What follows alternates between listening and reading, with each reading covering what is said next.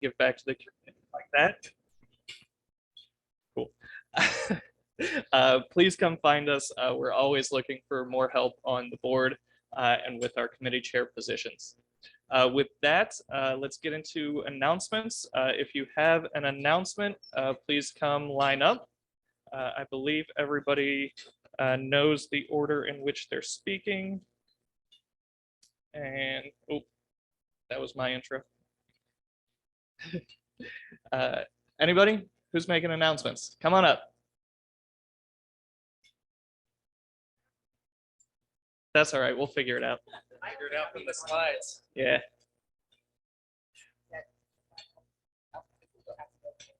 Yeah, go alphabetical. I'm sure that's the order there. All right, so David couldn't be with us today, so I'm going to talk a little bit about our Engineer of the Year award.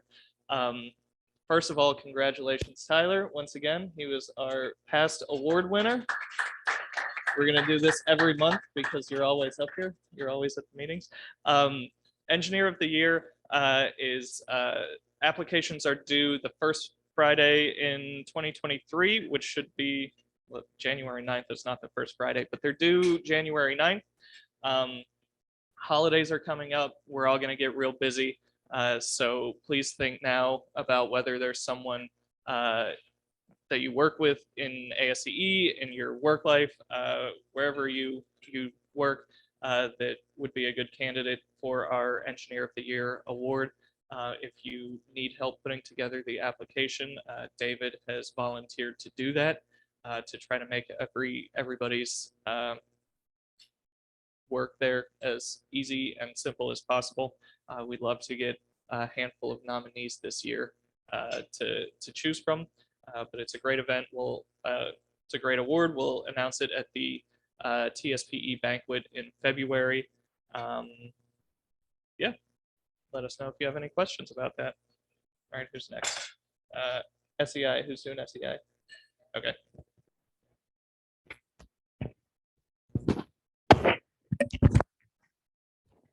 All right, everyone. Thank you for joining us today. Next up, Scott Wallace couldn't be here today, but he asked me to talk about SCI. They recently did a tour of the Austin FC Stadium, and in the spring, they had their SET talks coming back. If you haven't attended those before, they're kind of like TED Talks on structural engineering projects, but with a little bit of a kick to them, a little bit interesting, taking a different perspective. They periodically meet with professional meetings every couple of months, so check out SCI. You can go ahead and scan the QR code here if you're interested. Right, next up. Thank you. So my name is Andrea Bryant. I am the Government Affairs Committee Chair for our branch. And the big announcement for today is that we are almost at the deadline, which is November 18th, for you to apply to do the legislative fly-in, which will be in Washington, D.C. So if that's something you're interested in, you can use the QR code or the website listed below to find out more information about that. And basically you go to Washington, D.C. and you meet with members of Congress or their representatives to talk about ASCE priorities and kind of advocate for our profession. It's a whole week, so they do training and things like that. So you're not just walking in blind, you'll have a little bit of help and you won't be going in by yourself. And then we'll also be doing the state legislative drive-in in the spring. And that has not been posted yet, the applications for that, but more to come soon. And that one's a lot easier because it's just right here. So more to come with that soon. Thank you.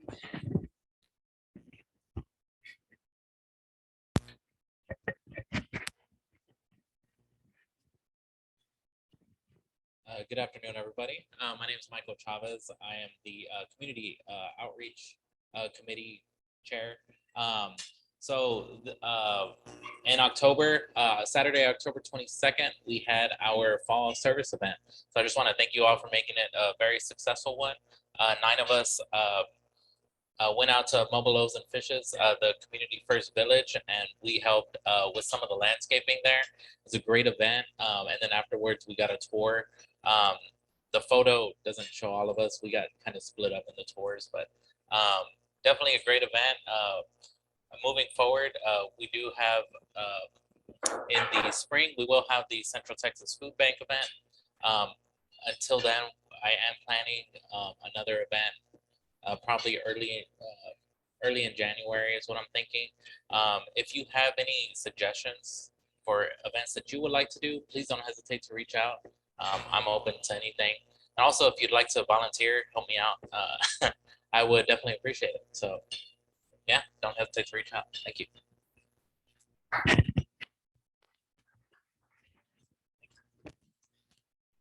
All right, this is the last opportunity that I have to get in front of you before we do our Keeling Engineering Blitz. You've got some stuff on your table to help you sign up for this. This is coming up the week after we're all back from Thanksgiving. It's the Wednesday or Thursday, either November 31st or December 1st. You decide which works with your schedule. Just wanted to tell everybody just a little bit about what the event is and what to expect. We need to increase our head count for volunteers on both days. But it's basically 8:15, you show up, get some free coffee and pastry on us, learn all about a STEM activity that you would present to a group of 6th graders over their homeroom period. Got some pictures from some of the past events that we've done. It's a lot of fun. And you get to hand out free prizes for participation in learning all about civil engineering. So I'm hoping that some of y'all can help me out on November 31st, December 1st, 8 o'clock to 10 o'clock. Appreciate it. Thanks, guys.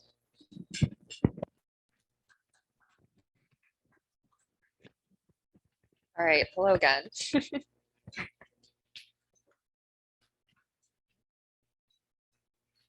All right, I'm here to talk about YMF. They just had a couple of exciting things like their pumpkin carving and their joint UT-YMF tailgate at UT. And upcoming, they have a technical forum as well as a Shoal Creek cleanup and Coats for Kids, which they did last year. It sounded like a really fun event. If you'd like to sign up, please check them out on social media or on the ASCE website.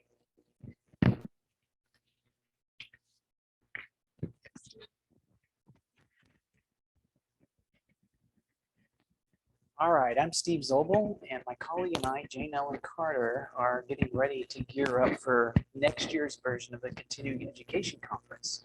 And so far, we've pegged a date for April 26th. That's going to be on a Wednesday. We always try to sandwich between ACEA and the Student Symposium to try to get the maximum amount of members. This is going to be on a Wednesday. Right now, we're looking for volunteers. So if you're interested, get in touch with Jane Ellen or myself. Specifically, we're looking for people that'll do tour guides. We're going to have, we're probably going to do the structural engineering lab, Ferguson lab, which was a great success last year. Does everyone hear me okay? Okay. And also we're going to be looking for people to run the table, man the table the day of the event to handle some registration. And we figured on being mostly attended in person, but maybe also hybrid. So we'll need someone to take in the hybrid registration electronically. And we have some other positions available. Anyway, we look forward to seeing you. And again, get in touch with Jane Ellen or myself if you feel like you want to volunteer. Thanks.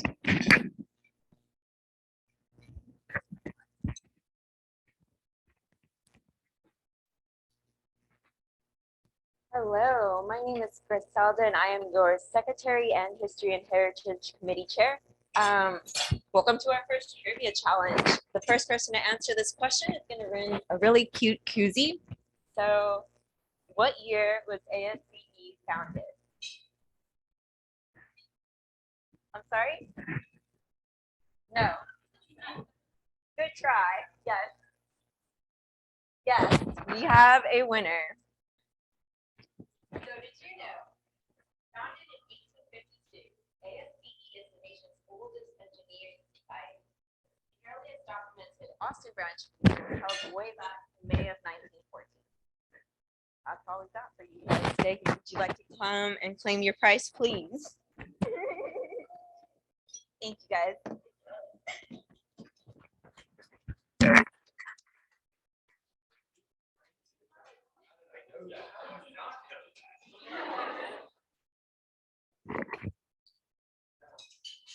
Hello, I'm Lisa Rodriguez, and I'm in the social media committee. Just to remind you guys to follow us on social media. We post our meetings on YouTube and we give out reminders on Instagram and LinkedIn and whatnot.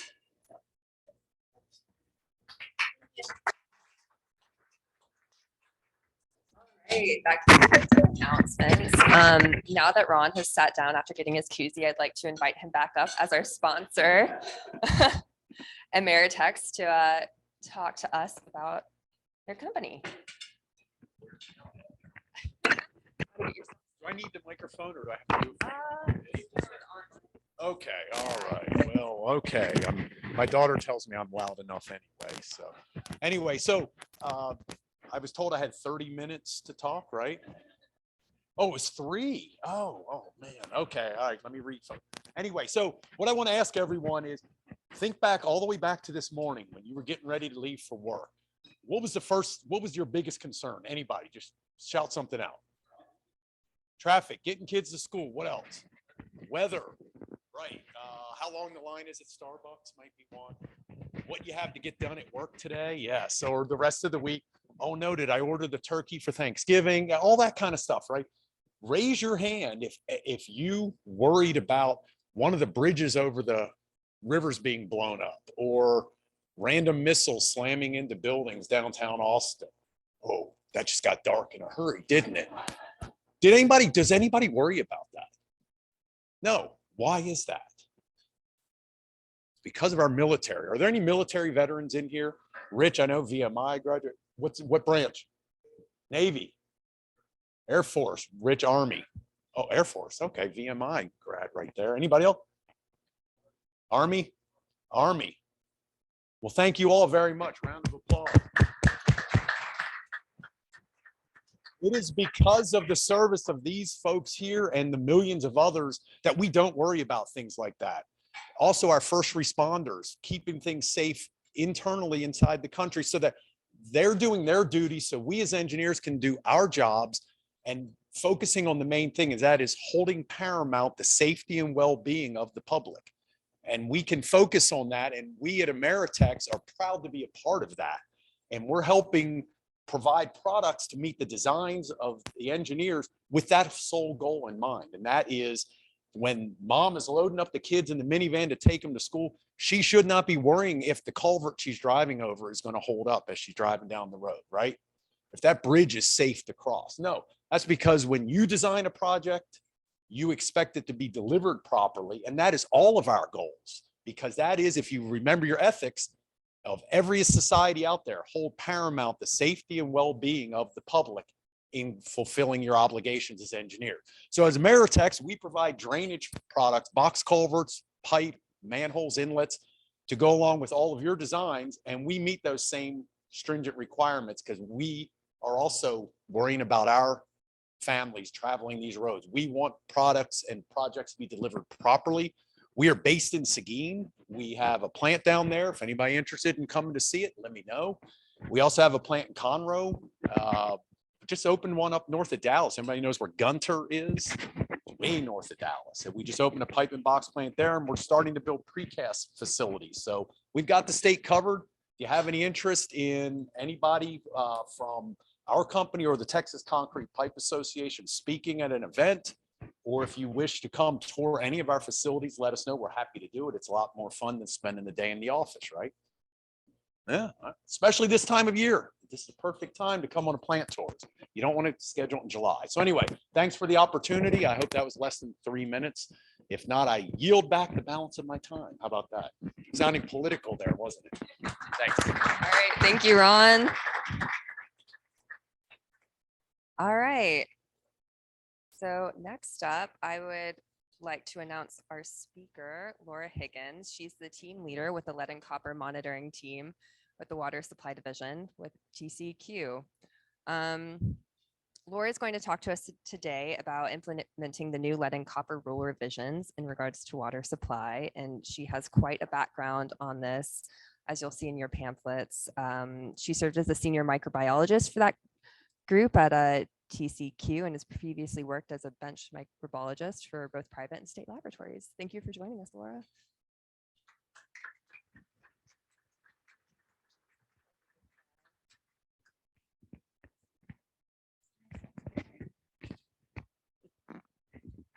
Yeah, okay. Oh, how do I, it's already loaded, I just. Woohoo. Just do it old school. Excellent. All right. Hi, everyone. So like we just said, so my name is Laura Higgins and I'm the team leader for the lead and copper monitoring team at the TCEQ. And today I just want to give you all a general overview on the lead and copper rule revisions that went into effect on December 16th of 2021. So I just said that the effective date is December 16th of 2021. However, the compliance date, or the date that all the water systems need to comply with this new rule, is not until October 16th of 2024. So that's an important distinction to make just straight up top. So the effective date versus the compliance date. The compliance date is October 16th of 2024. That's the date you want to circle on all your calendars. There will be a quiz later, okay? Okay, so what I'd like to do is give you a brief background on the lead and copper rule, then discuss EPA's intent to strengthen the lead and copper rule, and then get into some of the details of the lead and copper rule revisions. And then finally, I'm going to wrap up with some next steps. You'll notice on this slide that I use some abbreviations. TCEQ loves a good abbreviation. We love a good acronym. So LCR stands for lead and copper rule. LCRR stands for lead and copper rule revisions. Please forgive me, but it adds just a lot more text to the slide if I have to write lead and copper rule revisions every single time. And when you say it as many times as I do, lead and copper rule revisions, lead and copper, it's a real tongue twister. So LCR and LCRR, okay? All right, so originally published in 1991, the lead and copper rule applies to community and non-transient, non-community water systems nationwide. So for those of you who are unfamiliar with those terms, a community water system is a water system that has residents that live there year round. So think municipalities, cities, even assisted living centers, or even jails. And a non-transient, non-community water system has the same people coming to that place every day, but they don't necessarily live there. So think schools or rural factories or even large businesses. Those are all examples of a non-transient, non-community water system. So in Texas specifically, this means that approximately 5,500 public water systems are subject to the lead and copper rule regulation. And nationwide, this means that the lead and copper rule impacts over 300 million people nationwide. The lead and copper rule is a treatment technique regulation rather than a maximum contaminant level regulation, and it requires water systems to take action to reduce exposure to the extent feasible. Lead is not generally naturally found in Texas source water, so rather lead from lead pipes, faucets, or fixtures can dissolve into the water or can sometimes enter as particles. So in order to keep lead and copper from entering the water, the lead and copper rule requires some systems to treat the water using certain chemicals in order to keep lead and copper in place by reducing corrosion. So when corrosion control alone is not sufficient to control lead exposure, then water systems are required to educate the public about the risks of lead in drinking water, and they're required to replace the lead service lines. Okay, so in order to protect all Americans from lead in drinking water, and with President Biden's vision to remove 100% of lead service lines, the LCRR takes a much more proactive approach than the previous lead and copper rule. So on December 16th of 2021, the EP announced a two-prong approach to strengthen the regulatory framework on lead in drinking water. Remember I said the compliance date though is October 16th of 2024. Keep that in mind, okay. All right, so firstly, the EPA announced in a Federal Register notice that the LCRR would go into effect to support the near-term development of actions to reduce lead in drinking water. And then secondly, the EPA announced that they are going to develop a new proposed rulemaking known as the Lead and Copper Rule Improvements, the LCRI. So there's another acronym for you. LCRR, LCR, and LCRI. and the LCRI is going to strengthen key elements of the rule. So as we go over some of the details of the LCRR, just keep in mind that the LCRI is coming. So some of the details of the LCRR are subject to change when we get to the LCRI. So keep that in mind, okay? All right, so when it was developed, the goal of the LCRR was to build off of the current lead and copper rule and strengthen it in order to better protect children in our communities.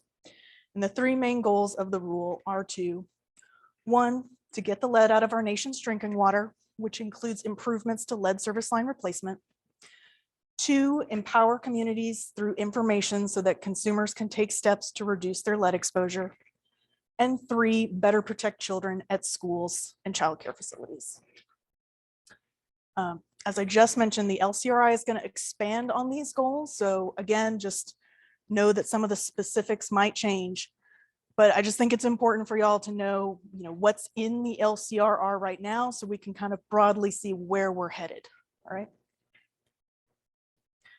Okay, so the primary goal is to get the lead out of the nation's drinking water.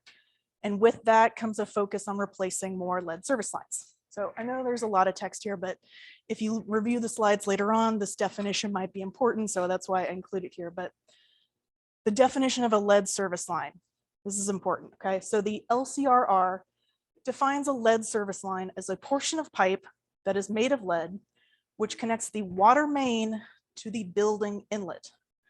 A lead service line may be owned by the water system, owned by the property owner, or both.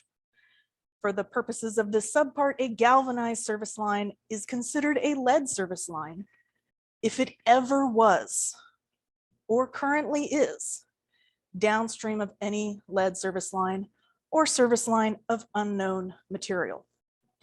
If the only lead piping serving the home is lead gooseneck, pigtail, or connector, and it's not a galvanized service line that's considered a lead service line, then that service line is not considered a lead service line. And for the purposes of 141.86A, which by the way deals with sample site locations, a galvanized service line is not considered a lead service line. That's a huge definition, okay? But an important one, so that's what I include. All right, I'm missing a picture, all right. Well, I would normally at this point show a picture of some of the key features of a drinking water service line. We developed a little image at TCEQ that has both the public and private side of the line and showing from the meter to the building inlet. But you can all imagine that in your minds right now. So, all right. Okay, so, all right, well, at this point is where I tell people to please don't wait. We're about to get into some real heavy stuff with the LCRR. And we know from EPA that the one thing that will not change when we get to the LCRI is developing a service line inventory. So I ask all water systems to not wait to start working on your inventory.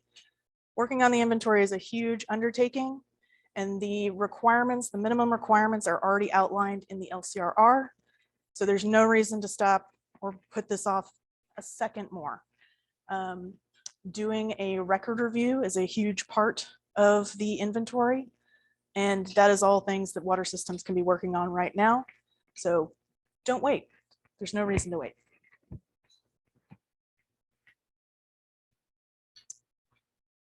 All right, so what I want to do, since we know that the inventory is the one aspect of the LCRR that's not going to change with the LCRI, I wanted to go over some of the aspects of the inventory. All right, so who is required to do an inventory? The answer is all community and non-transient, non-community water systems. So essentially all public water systems that are currently under lead and copper rule regulation need to submit an inventory to the TCEQ. And we're talking about an inventory of all their service lines. The inventory should be submitted as soon as practical, but no later than October 16th of 2024. Remember, that's that magical date. And then after the initial inventory is submitted, an updated inventory will be required either annually or triannually. just depending on the water system's tap monitoring schedule. And they'll submit an updated inventory until the water system can report that it is entirely non-lead. Okay.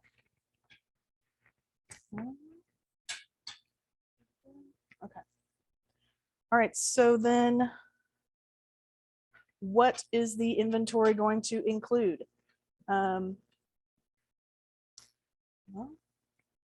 oh, here's that picture. Man, I'm out of order. All right, there it is. So this is that image I was talking about. So we're going from the water main to the building inlet. And this image is showing both the public water system portion and the customer owned portion of the service line, and all the way up to the building inlet. That's what the service line inventory needs to take account for. So in case there's been any confusion, don't have to go inside anyone's home. We're just talking about up to the building. I've had many people reach out about trying to get inside people's houses to find out what their internal plumbing is, and no one's coming into your house. We're just talking about from the main to the building inlet. Also for the inventory, I've had questions about service lines that don't go to a building. So if it goes to a fire hydrant, that does not need to be included in the service line inventory. We're just talking about from the water main to a building inlet. But isn't this lovely? Oh, great. All right. That does not show up. Okay. All right. Well, this is asking or showing what the TCEQ inventory template includes. So there are 9 different worksheets within an Excel spreadsheet template. And they include 3 different worksheets: the introduction, the template instructions, and classifying service lines. These are all informative and background information, just meant to provide instructions for folks filling out the template. And then the other remaining 6 worksheets: the PWS information, inventory methods, inventory summary, detailed inventory, public accessibility, and certification. These are all worksheets that the water system will need to fill out. Okay. All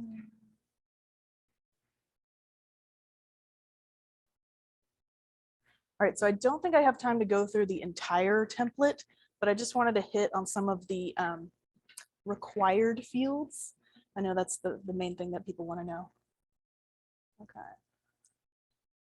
Well, oh man. Oh, I'm not all in order. Okay. I'm gonna flip around until I find it. Here we go. Okay. So the sources of information worksheet within the TCEQ template is where water systems are going to need to fill out what records that they've reviewed for this inventory. So the LCRR requires that all systems review a list of different records. That is a mandatory part of this inventory. So this section on this worksheet is going to be just a place to document, was that record reviewed? And if so, give a little more information about that.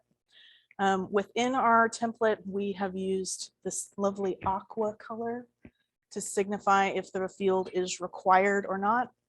So it'll either be aqua or a light blue, just if the field needs to be filled out at all. But if it's aqua, it's a required field. And then further, the columns or any area that needs to be filled out or is required has a superscript X. We like to think X marks the spot. That's a required field. So as someone is filling this out, you're going to look for the aqua coloring and the X marks the spot. Those are the required fields. Okay, so the next thing I want to do is show you guys a snapshot of the detailed inventory worksheet, which will be where water systems can actually document the information for each individual service line. Not there. This is overwhelming. I understand. This is a lot. Okay, don't panic. We're not going to panic. Because again, we're looking for the required fields, which are those lovely aqua fields. So if we look at that, that takes this down to a lot more manageable scope. So we've got on the left-hand side, there's 4 different columns there that are colored that aqua color. And those are just relating to location information. So we've broken it out into street number, name, city, and zip code. just to make it easier to search through this worksheet. That's why there's 4 different ones there. And then we have a column for the classification of the public water system owned side of the service line, the customer owned side, and then the classification for the service line as a whole. So you're breaking it down into one of 4 categories. Either the line is lead, it's non-lead, it's galvanized requiring replacement, or it's unknown. So unknown is a perfectly valid category, especially on this initial inventory. The reason that this worksheet is so overwhelming is because we've included a lot of extra information that we think could be helpful for a variety of reasons. So one, knowing that the LCRI is coming, and that could change things, especially when it comes to submitting replacement plans. Trying to add some more information so that hopefully you do this one time, you don't have to come back and do extra work. If you fill this out, add some extra information about the connectors or the date of installation, some things like that, then hopefully you won't be asked to do that if anything changes later on. The second reason is that there is a new tiering structure for the lead service line where you sample your lead and copper tap sampling. So that tiering structure has changed, and we've included some auto calculating fields so that as you fill this out, you'll get your new tiering structure automatically handed to you. It's not a required field, but it's a field we think people would like. So we've included all of those. And then the last is we've added some extra fields because all of these inventories need to be made publicly accessible. And I know we've heard some things that folks might be a little squeamish about posting people's addresses publicly. So we've added some extra fields to account for privacy, and you can manipulate the inventory when you go to publicly post it. That's why there's so much information. But I also want to say that this is not that far off from what other states are doing. So I know it's a lot, but it's what everyone in the nation is going to be doing. Okay, I'll go back here. Okay, so then we also have, this is the inventory summary table. So we've tried to build into our inventory template a lot of autofill features, just hoping that that's gonna reduce the need to fill out redundant information. So an example of that is this inventory summary table, which just is going to summarize the system service lines for each of those 4 categories. So that you don't have to, look through that detailed inventory line by line. So the nice thing about this table is that although these are required fields, they're that lovely aqua color. A water system shouldn't need to fill this out at all. If you're filling out the detailed inventory worksheet as you go line by line, this will automatically populate based on the results of that massive table. So that's hopefully a nice feature. And then as you're talking about a water system as a whole, you can refer to this. We have 5 lead service lines. We have 1 lead status unknown, etc. Okay.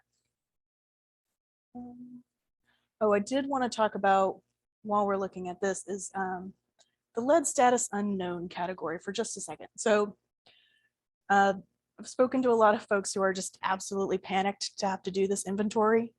And again, I just want to stress that lead status unknown is an absolutely valid category to put your service lines into, especially for this first go round. People are worried that they don't have all the records they need to do this, or that things are just too old, they don't know. Lead status unknown, that's here for you. But I do want folks to understand that the putting lead status unknown is not the same as saying non-lead. So there is going to be some additional requirements, such as providing a public notice, and eventually maybe developing a replacement plan for those unknowns, because saying unknown might just be saying, I don't know, it could be lead. You don't know. So we want to make sure that you have a plan in place, just so that you have a way that you're going to approach this to make sure that those unknowns eventually go to knowns. So don't freak out, it's here for you, but also know that we need those knowns to become knowns. All right, and then finally, we intend to include a certification of completion portion.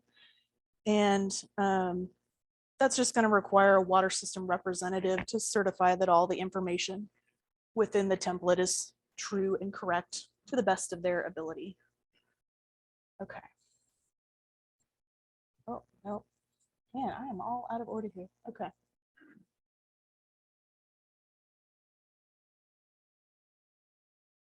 Okay, so, all right, beyond the service line inventory, I just want to touch on a few other items that are within the LCRR that fall under that primary goal of getting the lead out.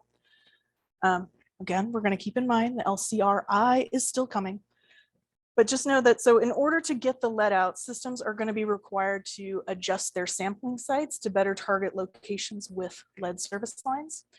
The way that the samples are used to calculate that 90th percentile has also changed in the LCRR. So systems that have lead service lines, 100% of those service line taps must be sampled, and all the lead service line sample results must be used to calculate the 90th percentile. And additionally, any sites beyond those required minimum will not be included in the calculation if those tiered sites are available. And further, the tap sampling procedure has changed. So for all lead service lines, a 1st and 5th liter sample has to be taken now. And then finally, systems with higher lead levels are going to be required to sample more frequently. Oh, this is all out of order. Okay. All right, so based on those sampling results, systems with elevated lead levels are going to need to reevaluate their existing corrosion control treatment or to conduct a treatment study so that they're better prepared to respond quickly when necessary. So the LCRR introduces the idea of a trigger level in addition to the action level. So systems that are above the new trigger level of 10 parts per billion are going to be required to work with the TCEQ to set an annual goal for replacing lead service lines. And water systems above the action level of 15 parts per billion are required to fully replace a minimum of 3% of the number of known or potential lead service lines annually. Systems are also going to need to pay attention to individual locations with elevated levels of lead, and then identify the cause and mitigate the problem. And that's what's known as the find and fix approach. And then also it's important to highlight that there's still going to be flexibility for our small systems out there, just so that they can protect public health by taking the steps that make sense for their community. So the small system flexibility applies to all non-transient, non-community water systems and all community water systems that serve 10,000 people or fewer. So those alternatives are, they can either replace all their lead service lines within 15 years. They can install and maintain optimized corrosion control treatment. They can install and maintain point of use devices, or they can replace all lead bearing plumbing fixtures at every tap where water could be used for human consumption. So it's key to point out that some of those options, such as the point of use devices, kind of have a limited applicability, just because you need 100% participation and access to be able to do that. But overall, small systems that exceed the trigger level are going to be required to make a recommended compliance option and get approval from TCEQ. And then if the system subsequently ever exceeds the action level, then they're going to need to implement that approved option. Remember, LCRI is coming. We've been told that the trigger level, replacement plans, all of these are topics that could change with the LCRI, the sampling procedures, all of this is stuff that could change. So don't hold too tightly to this, hold tightly to the inventory information, okay? All right, so let's talk about the second goal. So the second goal is to empower communities so that homeowners will learn about elevated levels of lead in their home or system sooner. And systems are required to conduct public notification to consumers within 24 hours of being notified of a 90th percentile lead action level exceedance. And additionally, systems must provide notice to customers whose individual tap samples are greater than 15 micrograms per liter within 3 days. Oh, see, I'm all out of order. Nope. Hold on. We're going to find it. Yeah, here, okay. All right, so they're also going to understand where lead service lines are in their community, how to protect their family from exposure from lead in drinking water, and they'll also notify homeowners and building owners about opportunities to replace their lead service lines, including information about financial assistance programs. All right, do I even have the third goal in here? Maybe not. Good grief. Okay. Well, we're just gonna talk then. All right. So the last one is just to better protect children at schools and childcare facilities. So normally I have some definitions up on the screen again, but I won't read those to you because you can't see them. So the important thing that I wanted to highlight though is the definition for a childcare provider is we're talking about licensed childcare providers. And then also the LCRR applies to testing in elementary schools, and the definition of an elementary school goes all the way up to grade 8. Okay.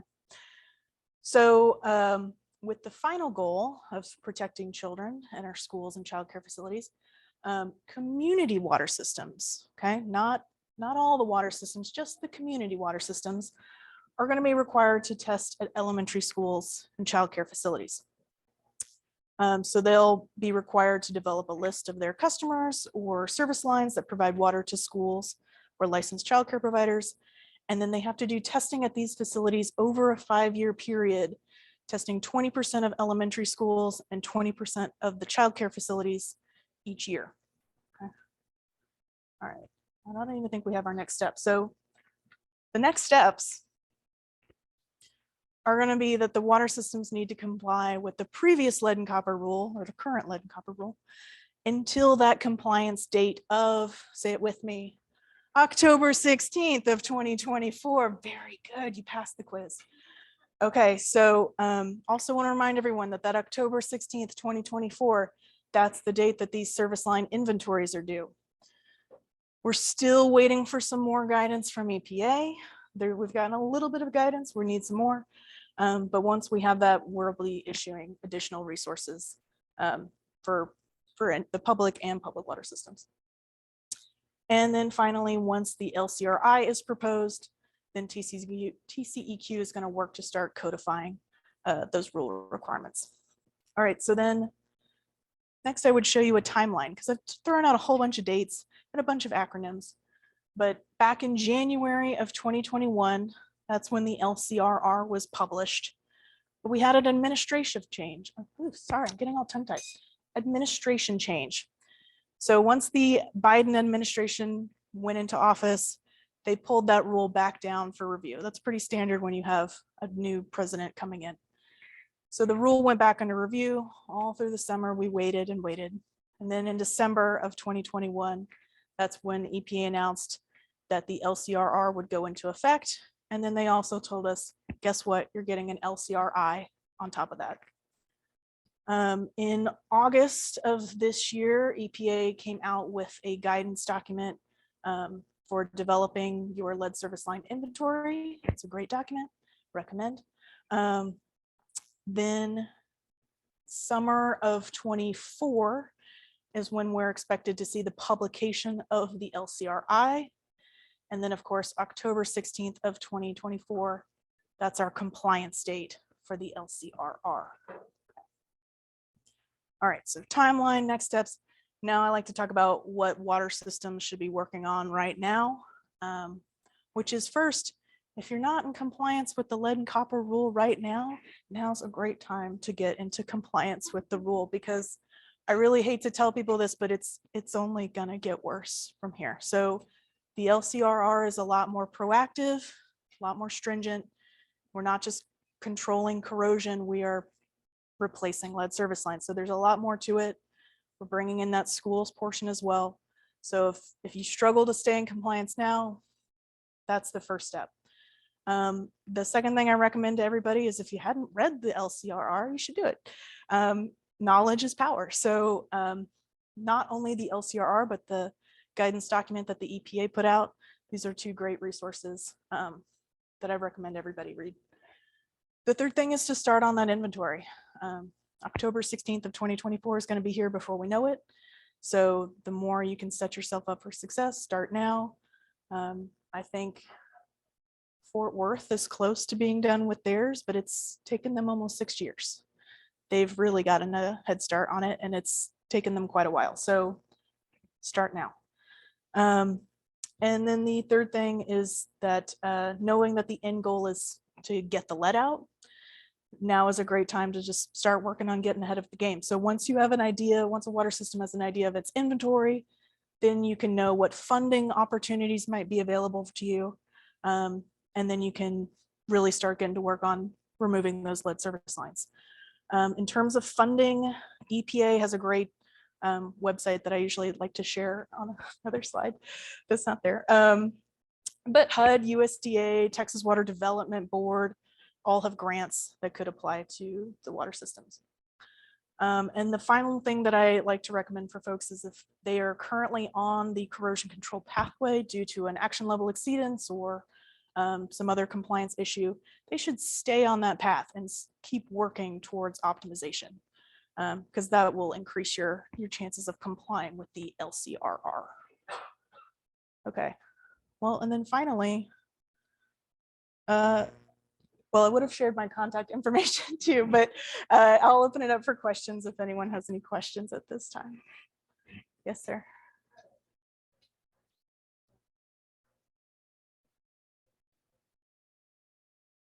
Yes. Anyone who is a community or non-transient, non-community water system needs to submit one.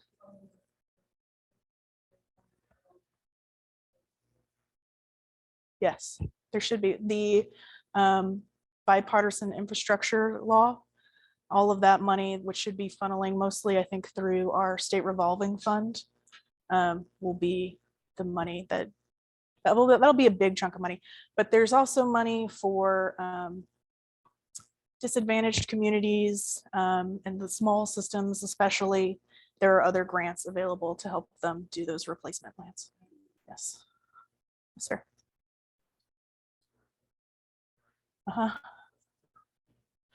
Well, if you report unknowns, I want to see those knowns go to known, unknown go to known. So we want to make sure that through the update, that's also where you're kind of tracking that those lead service lines are getting replaced. So if your initial inventory says you have 5 lead service lines, then each year over time, we would expect that those eventually go down to 0 lead service lines. Once you can report that it is the entire water system is non-lead, you don't have to send an updated inventory anymore. Yes, ma'am.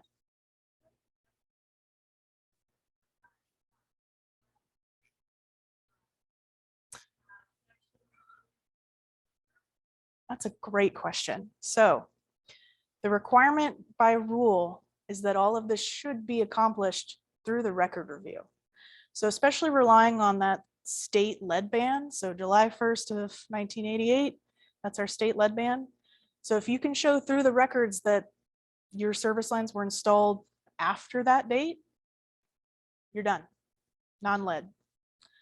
However, some of the other records that are required to be looked at, tap cards, honestly, any kind of record you can think of. People are looking at tax records. If you contact local plumbers, anyone who has been at an address who could maybe tell you the material of that service line, that's where you want to start first. If the records alone can't get you there, you'll say unknown, and then over time and hopefully just during normal maintenance, then that's where we'll go on to using either use predictive modeling, excavation surveys. There's a variety of things. Actually the EPA guidance document has a lot of case studies from other states, states who are much more full of lead than we are. Michigan, I won't say. So they have kind of been the trailblazers on how they've accomplished that. And there's some great case studies on what they used. But we are also, if you are looking into some kind of emerging method, it will need TCEQ approval, but we are open to hearing if anyone's got a novel case. Some whispers about metal detectors potentially, but haven't seen the science on that quite yet. Yes, ma'am. Very good.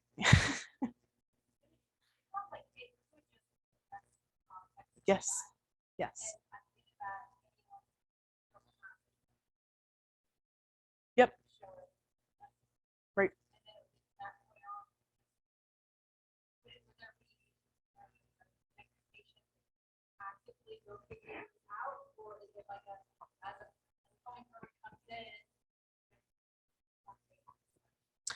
It can be, it doesn't have to be that the next year it's completely known. You can chip away at it over time, and the expectation that this will be a living document, so that as you're doing normal maintenance that you can figure that out. But the caveat, and this is the thing that people fear more than hearing from me ever, is dealing with their customers. So knowing if you report unknowns or lead service lines, all of those come with public notice that they'll have to do annually. So if you have to report to your customers annually that you don't know what your lead service lines are, there's a little bit of pressure there to figure out what they are. But there isn't a hard deadline from the TCEQ or in the rule as to how quickly those get updated. It's just the expectation that they do get updated either every year or triennially, depending on your TAP schedule. Yeah, good question. Yes, sir.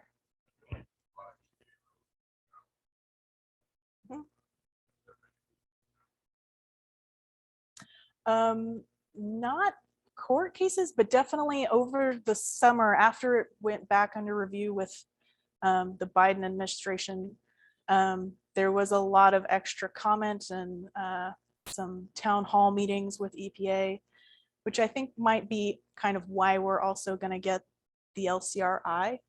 I think it kind of opens some holes or areas of improvement with the LCRR. So the LCRI is supposed to improve on that. So not necessarily a formal court challenge, but you know, definitely hearing the feedback that a trigger level in addition to the action level, that's confusing. No one likes dealing with that. So it's possible that that could go away and that we might just have a lower action level with the LCRI. We don't know yet, but yeah, the LCRI is supposed to make things more clear from the LCRR. Yes, sir.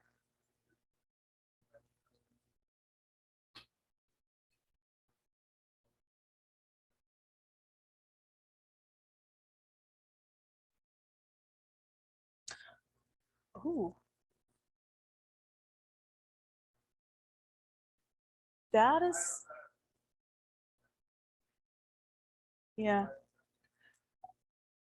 Not to my knowledge. That's a good question. There might be some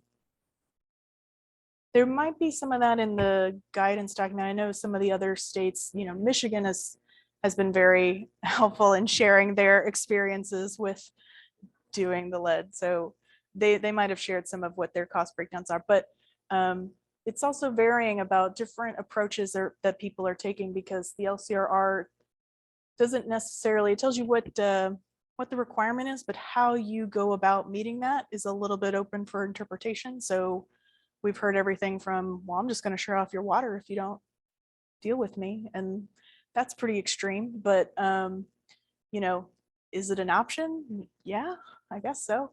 So the cost, I don't have an answer for that, but I could definitely look into it for you if you want me to. Yes, sir. Oh, that's another great question. I think, well, again, that is not spelled out by the LCRR.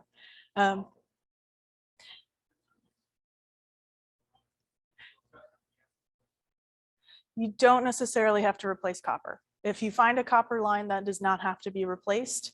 But copper does come into, you know, if you have corrosive water, if you have a aggressive water issue, you could have copper issues long-term there as well. So, you know, a more newer plumbing material, PVC or PAX or anything, that's fine. Yeah, absolutely.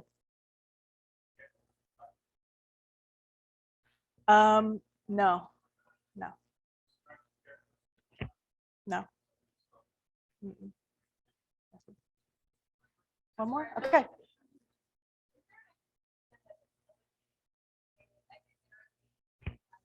Mhm.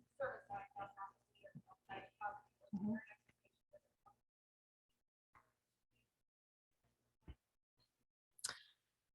Oh, excellent question. So the LCRR says that it's the water system's responsibility to make sure that it is replaced, but it is not their responsibility to pay for it. So again, different ways to accomplish that. I think we've seen from other states, some water systems have just chosen to hike up the bill, that they're gonna hike up your utility bill and that will cover any replacements.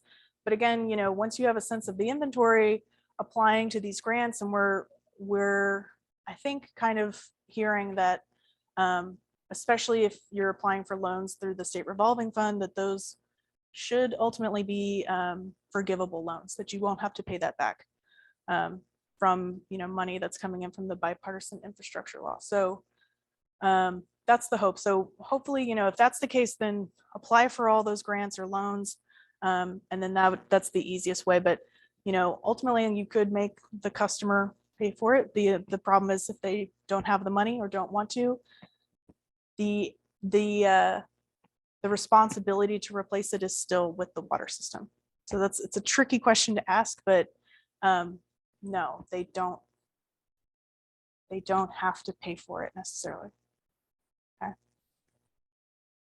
But like any regulation, it never talks about who pays for what. So, you know, yeah, that's never spelled out. So, yeah. Okay. Thank you, guys.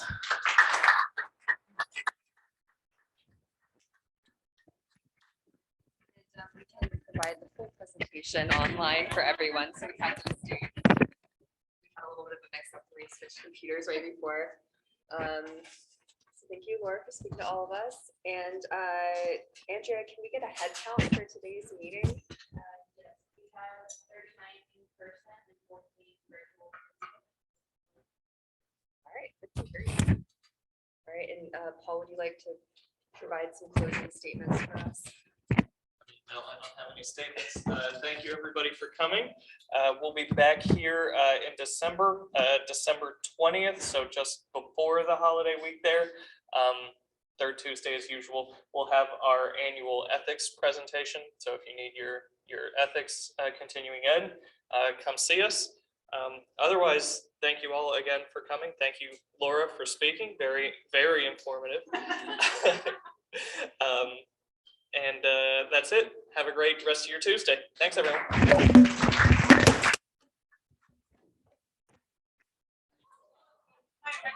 know that